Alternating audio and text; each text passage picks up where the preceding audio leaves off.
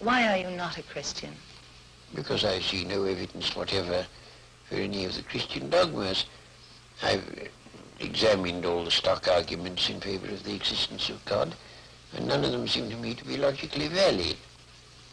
Do you think there's a practical reason for having a religious belief for many people? Well, there can't be a practical reason for believing what isn't true. That's quite, at least I rule it out as impossible. Either the thing is true or it isn't. If it is true, you should believe it, and if it isn't, you shouldn't.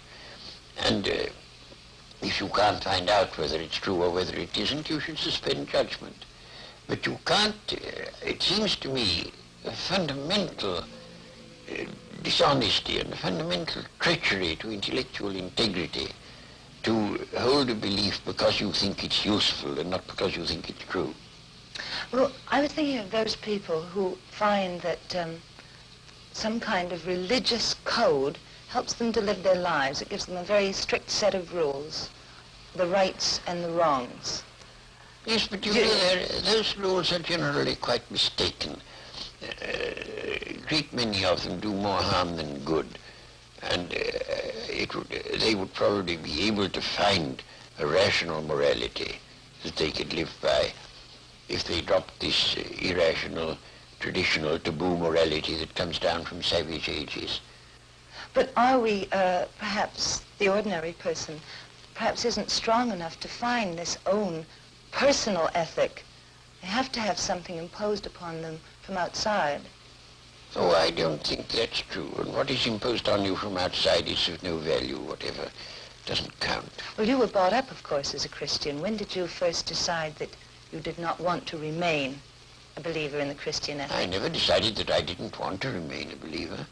I decided between the ages of 15 and 18, I spent almost all my spare time thinking about Christian dogmas and trying to find out whether there was any reason to believe them. And by the time I was 18, I discarded the last of them. Do you think that that gave you an extra strength in your life?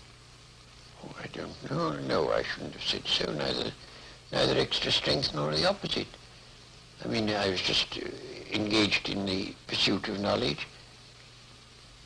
As you approach the end of life, do you have any fear of some kind of afterlife, or do you feel that that is just an impossibility? No, I think that's nonsense.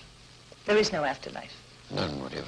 Do you have any fear of something that is common amongst atheists and agnostics who have been atheists or agnostics all their lives, who are converted just before they die to a form of religion?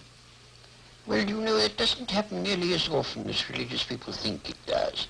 Because religious people, most of them, think that it's a virtuous act to tell lies about the deathbeds of agnostics and such. As a matter of fact, it doesn't happen very often.